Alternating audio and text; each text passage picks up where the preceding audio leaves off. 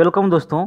आज है 2 अक्टूबर और आपको पता है कि हम लोग प्रत्येक वर्ष 2 अक्टूबर को महात्मा गांधी जी की जयंती मनाते हैं, क्योंकि महात्मा गांधी जी की जो जन्म हुई थी 2 अक्टूबर 1869 ईस्वी को पोरबंदर के काठियावाड़ एजेंसी में, जो अब गुजरात में आ गया है। इस दिन इनका जन्म हुआ था और इसीलिए हम लोग प्रत्येक वर्ष को 2 अक्टूबर को महात्मा गांधी की जयंती मनाते हैं। दोस्तों, आप सबों को बहुत चीज़ें ऐसी होंगी जो महात्मा गांधी जी के बारे में आपको जानकारी होगी, और बहुत सारी चीज़ें ऐसी है जिनके बारे में आप अभी नहीं जानते हैं। तो दोस्तों, इसलिए हम लेकर के हाजिर है महात्मा गांधी जी की जीवनी। दोस्तों, यदि आप कंपटीशन क्षेत्र के लिए तैयारी करते हैं या फिर यदि आप ग्रेजुएशन में हैं, अंडर ग्रेजुएशन में हैं, यदि आपको महात्मा गांधी जी की जीवनी के बारे में जानना है, इनके बारे में यदि आप डिटेल्स में जानना चाहते हैं, तो ये वीडियो आप अंत तक ज़रूर देखिएगा, क्योंकि सारा कुछ डिटेल्स में बिल्कुल निचोड़ के साथ हम इस वीडियो में लेकर के आए हैं। तो चलिए दोस्तों, हम लोग शुरू कर लेते हैं महात्मा गांधी जी की जयंती। तो ये देखिए, ये है महात्मा गांधी जी, सबको पता है, सबको इनको पहचानते हैं। और इनका जो जन्म हुआ था 2 अक्टूबर 1869 ईस्वी को पोरबंदर के काठियावाड़ एजेंसी में, जो कि अब गुजरात में आ गया है। और इनकी मृत्यु कब हुई थी? यानी कि मृत्यु आप कह सकते हैं या फिर कह सकते हैं कि शहीद। ठीक है, ये शहीद हुए थे 30 जनवरी 1948 को दिल्ली में। तो अब आपको यहाँ पे पता चलेगा कि ये शहीद हुए थे कि इनकी मृत्यु हुई थी। इसके लिए आपको वीडियो अंत तक जरूर देखना पड़ेगा। ठीक है, चलिए। तो दोस्तों, सबसे पहले हम लोग जानेंगे इनके प्रारंभिक जीवन के बारे में। ठीक है, कि इनका प्रारंभिक जीवन जो है किस तरह से रहा, कैसे कैसे इन्होंने क्या किया।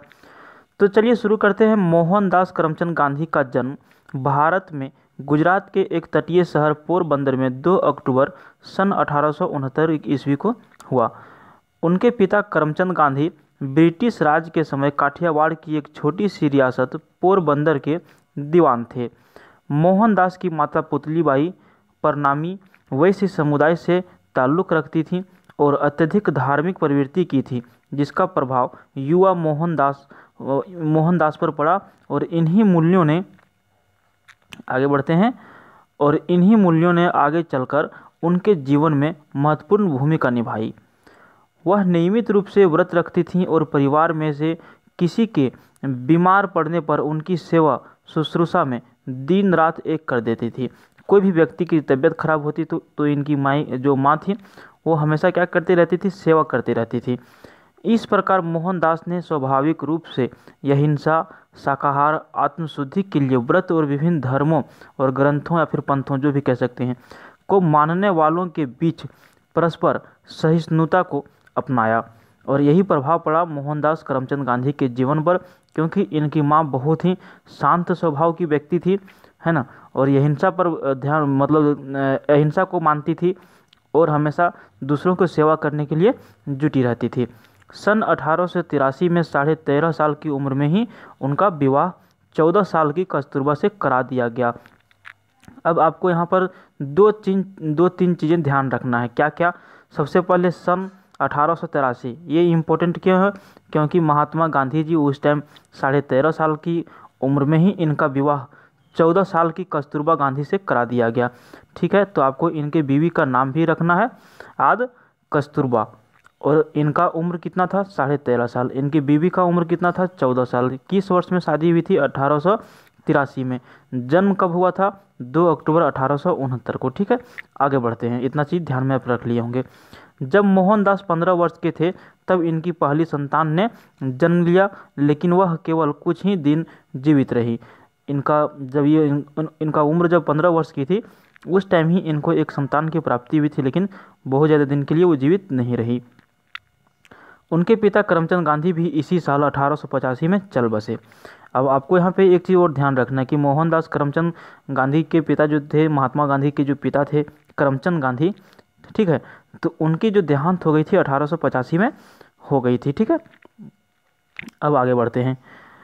बाद में मोहनदास और कस्तूरबा के 4 संतान हुई। तो यानी कि बहुत कम लोगों को पता होगा कि महात्मा गांधी जी के कितने पुत्र थे।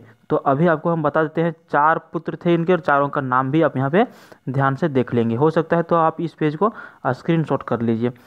देखिए, इनका जो पहला पुत्र था हीरालाल गांधी, इनकी जन्म हुई थी 1888 को। दूसरे पुत्र थे मनीलाल गांधी, इनका जन्म 1892 में हुई। रामदास गांधी थे तीसरे और इनका जन्म 1897 में, और देवदास गांधी थे जिनका जन्म 1900 ईस्वी में हुआ। उनकी मिडिल स्कूल की शिक्षा पोरबंदर में और हाई स्कूल की शिक्षा राजकोट में हुई। ठीक है। शैक्षणिक स्तर पर मोहनदास एक औसत छात्र ही रहे। देखिए यहाँ पे हम इसलिए फोकस करना चाहते हैं कि बहुत सारे भाई लोग ऐसे हैं जो सोचते हैं कि यार हम औसत कैटेगरी के स्टूडेंट हैं, ज़्यादा परसेंटेज नहीं आ रहा है, 55 आ रहा है, 60 आ रहा है, 65 आ रहा है, तो हम औसत कैटेगरी के स्टूडेंट्स हैं, हमसे नौकरियां नहीं निकल पाएंगी। तो आपको ऐसा नहीं सोचना है। यहाँ पे आप स्पष्ट क्या देख रहे हैं कि मोहनदास भी जो थे, करमचंद गांधी जो थे, ये औसत छात्र थे, लेकिन देखिए सबके दिलों में राज करते हैं, पूरा देश इनको सलाम करती है। इतने चतुर थे, चालाक थे, इसलिए अपने आप को कभी कम नहीं आंकना चाहिए। ठीक है। एक औसत ही रहे। सन 1887 में उन्होंने मैट्रिक की परीक्षा अहमदाबाद से उत्तीर्ण की। इन्होंने मैट्रिक की परीक्षा 1887 में अहमदाबाद से उत्तीर्ण किया था। इसके बाद मोहनदास ने भावनगर के सामलदास कॉलेज में दाखिला लिया, पर खराब स्वास्थ्य और गृह वियोग के कारण वह अप्रसन्न ही रहे और कॉलेज छोड़कर पोरबंदर वापस चले गए। तो इन्होंने कॉलेज में एडमिशन तो लिया था, लेकिन वहाँ पे पढ़ नहीं सके। इनका स्वास्थ्य जो है सो खराब रहने लगा और गृह वियोग यानी कि घर से भी इनको परेशानी थी कुछ, और इसके वजह से ये नाखुश रहने लगे, अप्रसन्न रहने लगे, और लास्ट में इन्होंने कॉलेज को त्याग दिया और अपने घर पोरबंदर चले गए। तो यहाँ तक थी इनकी प्रारंभिक जीवन। अब हम लोग देखते हैं विदेश में शिक्षा और वकालत, क्योंकि देखिए प्रारंभिक जीवन तो इनका बीत गया, लेकिन रोजी रोटी के लिए विदेश गए थे, वहाँ पे बैरिस्टर की पढ़ाई करने के लिए गए थे, वकील बनने के लिए गए थे। अब उसके बारे में हम लोग देखते हैं कि इनके जीवन पर इसका क्या प्रभाव पड़ा, क्या असर हुआ। ठीक है। तो यदि आप अंडर ग्रेजुएशन में हैं और यदि आपके परीक्षा में ऐसा आता है तो आपको ये पॉइंट भी याद रखना है, विदेश में शिक्षा और वकालत। ठीक है। चलिए, मोहनदास अपने परिवार में सबसे ज़्यादा पढ़े लिखे थे, इसलिए उनके परिवार वाले ऐसा मानते थे कि वह अपने पिता और चाचा का उत्तराधिकारी यानी कि दीवान बन सकते थे, क्योंकि इनके पिता करमचंद गांधी दीवान थे। उनके एक परिवारक मित्र मावजी दवे ने ऐसी सलाह दी कि एक बार मोहनदास लंदन में बैरिस्टर बन जाएं तो उनको आसानी से दीवान की पदवी मिल सकती थी। ठीक है। इनके एक करीबी थे मावजी दवे, जिन्होंने कहा कि एक बार ये बैरिस्टर की पढ़ाई कर ले तो ये दीवान की पदवी इनको मिल सकती थी। उनकी माता पुतलीबाई, गांधी जी की माता का नाम क्या था? पुतलीबाई। परिवार के अन्य सदस्यों ने उनके विदेश जाने के विचार का विरोध किया, पर मोहनदास के आश्वासन पर राजी हो गए, क्योंकि देखिए कोई भी व्यक्ति यदि विदेश जाता हो, अभी इतना टेंशन है तो सोचिए कि उस टाइम कितना टेंशन रहा होगा विदेश जाने पर। वर्ष 1888 में मोहनदास यूनिवर्सिटी कॉलेज लंदन में कानून की पढ़ाई करने और बैरिस्टर बनने के लिए इंग्लैंड चले गए। किस वर्ष गए थे? 1888 ईस्वी को। अपने माँ को दिए गए वचन के अनुसार ही उन्होंने लंदन में अपना वक्त गुजारा। और यहाँ पे देखिए इन्होंने अपने माँ से कुछ यानी कि आप समझ लीजिए कि बोला था कि आप ही के अनुसार, आप ही के कहे के अनुसार वहाँ रहेंगे, इसलिए उन्होंने लंदन में अपना वक्त गुजारा अपने माँ के वचन के अनुसार। वहाँ उन्हें शाकाहारी खाने से संबंधित बहुत कठिनाई हुई और शुरुआती दिनों में कई बार भूखे ही रहना पड़ता था। धीरे धीरे उन्होंने शाकाहारी भोजन वाले रेस्टोरेंट के बारे में पता लगा लिया। इसके बाद उन्होंने वेजिटेरियन सोसाइटी की सदस्यता भी ग्रहण कर ली। इस सोसाइटी के कुछ सदस्य थियोसॉफिकल सोसाइटी के सदस्य भी थे और उन्होंने मोहनदास को गीता पढ़ने का सुझाव भी दिया था। ठीक है। आगे बढ़ते हैं। जून 1891 में गांधी भारत लौट गए और वहां जाकर उन्होंने अपनी मां के मौत के बारे में पता चला। 1888 में गए थे और 1891 में गांधी जी भारत लौट कर आ गए थे। जब तक ये भारत लौट करके आए इनकी मां की मौत हो गई थी, पुतलीबाई की मौत हो गई थी, और वापस घर आने के बाद इनको पता चला कि इनकी मां अब इन्हें छोड़कर चली गई है। आगे बढ़ते हैं। उन्होंने बॉम्बे में वकालत की शुरुआत की, पर उन्हें कोई खास सफलता नहीं मिली। देखिए कोई भी नया काम करने के लिए जब कोई व्यक्ति जाता है तो शुरू में हो सकता है निराशा हाथ लगती है, लेकिन व्यक्ति को हार नहीं मानना चाहिए। कोई भी व्यक्ति कंपटीशन की तैयारी करने आता है तो ज़रूरी नहीं कि वो यानी कि 1 साल में या 2 साल में ही नौकरी प्राप्त कर ले। हो सकता है उनको 3 साल, 4 साल, 5 साल भी लग जाए। पेशेंस रखना पड़ता है तो ही लोग क्या बढ़ते हैं, आगे बढ़ते हैं। ठीक है। तो इनके साथ भी वही हुआ, सफलता कुछ खास नहीं मिली इनको बॉम्बे में। इसके बाद वह राजकोट चले गए, जहां उन्होंने ज़रूरतमंदों के लिए मुकदमे की अर्जियां लिखने का कार्य शुरू कर दिया। परंतु कुछ समय बाद उन्हें यह काम भी छोड़ना पड़ा। आखिरकार सन 1893 में एक भारतीय फर्म से नेटल यानी कि दक्षिण अफ्रीका में 1 वर्ष के करार पर वकालत का कार्य स्वीकार कर लिया। लेकिन जब यहाँ से उन्होंने छोड़ा 1893 में, तो उनको दक्षिण अफ्रीका में एक केस लड़ने के लिए, एक वकालत करने के लिए इनको एक काम मिला था, और इसी के सिलसिले से गांधी जी अफ्रीका में गए थे। ठीक है, अब हम लोग देखते हैं इनका गांधी जी का जो दक्षिण अफ्रीका जो गए थे वहाँ की इनकी जीवन शैली क्या थी, वहाँ पे इन्होंने क्या क्या किया इसके बारे में। तो देखिए 1893 ईस्वी में गांधी जी गए थे दक्षिण अफ्रीका, लेकिन लौटे थे 1914 ईस्वी में। अब आपको यहाँ पे एक चीज़ हम ध्यान देने के लिए बोलते हैं, आप यदि कंपटीशन की तैयारी कर रहे हैं तो ये दोनों डेट आप एकदम मुँह पे रखिए, ओर पे रखिए। ठीक है, कि गांधी जी कब गए थे दक्षिण अफ्रीका और कब लौटे थे। ये 2 प्रश्न भाई आपको पीछा नहीं छोड़ता है। ठीक है, आपको जीएस में ये प्रश्न जरूर पूछ लिए जाएंगे, और अंडर ग्रेजुएशन वाले तो आपको पॉइंट याद रखना है कैसे कैसे करना है क्या। चलिए अब आगे बढ़ते हैं, इनका गांधी जी की दक्षिण अफ्रीका के जीवन के बारे में हम लोग यहाँ पे जानने का प्रयास करेंगे। ठीक है, गांधी 24 साल की उम्र में दक्षिण अफ्रीका पहुँचे। जब दक्षिण अफ्रीका गए थे इनकी उम्र कितनी थी? 24 साल, क्योंकि 1869 ईस्वी में इनकी जन्म हुई थी। वह प्रिटोरिया स्थित कुछ भारतीय व्यापारियों के न्यायिक सलाहकार के तौर पर वहां गए थे। उन्होंने अपने जीवन के 21 साल दक्षिण अफ्रीका में बिताए, जहां उनके राजनीतिक विचार और नेतृत्व कौशल का विकास हुआ। इन्होंने अपने जीवन के बहुमूल्य 21 वर्ष दक्षिण अफ्रीका में बिताए थे, जहां पर इनका नेतृत्व का जो कौशल की जो क्षमता थी उसमें इजाफा हुआ, राजनीतिक विचार इनके मन में आए, और भी बहुत चीज़ें इनके मन में चले, और बहुत कुछ इन्होंने सीखा वहाँ से। दक्षिण अफ्रीका में उनको गंभीर नस्ली भेदभाव का सामना करना पड़ा। आप इस बात को यहाँ पे समझ लीजिए कि वहाँ पे दक्षिण अफ्रीका में गोरे लोग थे और गांधी जी ठहरे थोड़ा सा सांवले, और वहाँ पे नस्ली भेदभाव मतलब कहने की कि ये दूसरे किस्म का आदमी है, ये दूसरे कैटेगरी का आदमी है, ये किसी के साथ चल नहीं सकता है, शेयर नहीं कर सकता है, रह नहीं सकता है, इसलिए वहाँ पे उनके साथ बहुत बड़ा भेदभाव हुआ था। आगे समझते हैं भेदभाव किस वजह से हुआ था। एक बार ट्रेन में प्रथम श्रेणी कोच की वैध टिकट होने के बाद भी तीसरी श्रेणी के डिब्बे में जाने से इनकार करने के कारण उन्हें ट्रेन से बाहर फेंक दिया गया था, क्योंकि मोहनदास करमचंद गांधी सांवले थे, सभी गोरे लोग वहाँ पे थे। तो उन्होंने यानी कि मोहनदास करमचंद गांधी के पास एक टिकट था प्रथम श्रेणी की, एसी बोगी की आप जिसको कह सकते हैं। ठीक है, इनके पास टिकट होने के बावजूद भी इनको तीसरी श्रेणी की डिब्बे में जाने के लिए बोला जा रहा था। जब ये इन्होंने विरोध किया तो इनको ट्रेन से ही उठा करके फेंक दिया गया था। सोचिए नस्ल का भेदभाव कितना था। ये सारी घटनाएं उनके जीवन में महत्वपूर्ण मोड़ बन गई और मौजूदा सामाजिक और राजनीतिक अन्याय के प्रति जागरूकता का कारण भी बनी, और इसी की वजह से इन्होंने लोगों को जागरूक करने के लिए शुरू कर दिया। दक्षिण अफ्रीका में भारतीयों पर हो रहे अन्याय को देखते हुए उनके मन में ब्रिटिश साम्राज्य के अंतर्गत भारतीयों के सम्मान तथा स्वयं अपनी पहचान से संबंधित प्रश्न उठने लगे। दक्षिण अफ्रीका में गांधी जी ने भारतीयों को अपने राजनीतिक और सामाजिक अधिकारों के लिए संघर्ष करने के लिए प्रेरित किया। उन्होंने भारतीयों की नागरिकता संबंधित मुद्दे को भी दक्षिण अफ्रीका की सरकार के सामने उठाया, और सन 1906 में जुलू युद्ध में भारतीयों को भर्ती करने के लिए ब्रिटिश अधिकारियों को सक्रिय रूप से प्रेरित किया। गांधी के अनुसार अपनी नागरिकता के दावों को कानूनी जामा पहनाने के लिए भारतीयों को ब्रिटिश युद्ध में प्रयासों में सहयोग देना चाहिए, और इनका ये विचार था।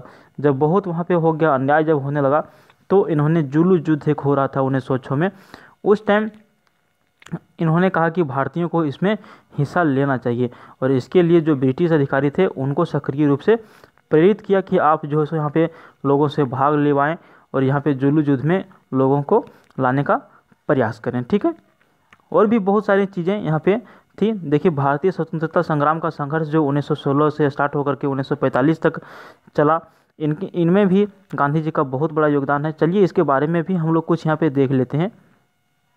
वीडियो थोड़ा सा लंबा हो रहा है, इसलिए आप थोड़ा ध्यान रखेंगे, क्योंकि दोस्तों आपको बार बार महात्मा गांधी की जीवनी पढ़ने के लिए नहीं मिलेगी, और हो सकता है आपके पास छोटा मोटा बुक भी होगा तो उसमें कम ही लिखे होंगे। ठीक है, तो आप वीडियो को अंत तक ज़रूर देखिए, क्योंकि दोस्तों ये बहुत ज़रूरी है। महात्मा गांधी हमारे राष्ट्रपिता हैं, इनके बारे में इनकी जीवनी हम लोगों को जाननी चाहिए।